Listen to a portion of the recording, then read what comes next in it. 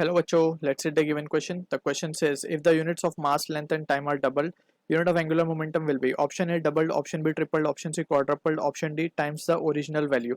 So यहाँ पे जो key concept for the question we need to understand is the concept of conversion of units.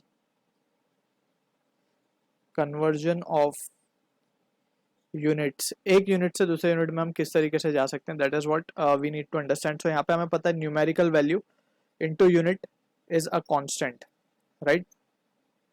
तो यहाँ पे हम लिख सकते हैं n1 u1 will be equals to n2 u2, where n1 n2 are the numerical value in two different units and u1 u2 are the units in two different systems. ठीक है. तो यहाँ पे अगर हम देखें ध्यान से, हमें बोला गया एंगुलर मोमेंटम के बारे में. तो एंगुलर मोमेंटम इसको हम डिनोट करते हैं L से. Basically it is the moment of momentum. तो इसका फॉर्मूला आता है हमारे पास mvr. यूनिट अगर हम देखें तो it will be kg metre square per second. ठीक है. तो अब यहाँ पे अगर हम देखें तो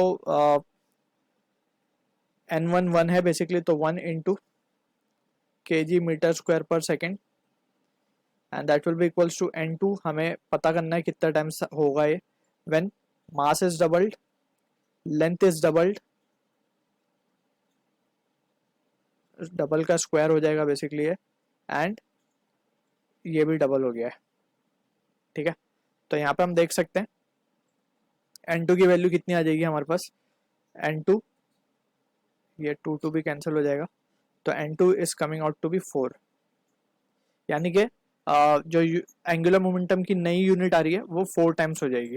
ठीक है ना. n2 that is the numerical value in new units, so it will be 4 time, यानी कि quadruple. तो option C will be the correct answer for this. So I hope you understood the solution. All the best.